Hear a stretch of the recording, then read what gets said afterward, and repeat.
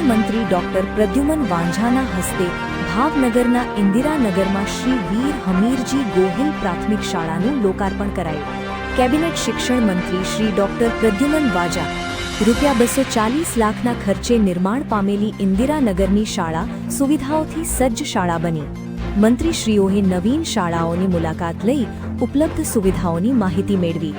ગુજરાત સરકારના સામાજિક અને ન્યાય અધિકારિતા, પ્રાથમિક, માધ્યમિક અને પ્રૌઢ શિક્ષણ તેમજ ઉચ્ચ શિક્ષણ અને તાંત્રિક શિક્ષણ વિભાગના મંત્રી ડોક્ટર પ્રદ્યુમન વાજાએ આજે ભાવનગરના ઇન્દિરાનગરના વિસ્તારમાં ₹240 લાખના ખર્ચે નિર્માણ પામેલી શ્રી વીર હમીરજી ગોહિલ પ્રાથમિક શાળાનું લોકાર્પણ કર્યું હતું.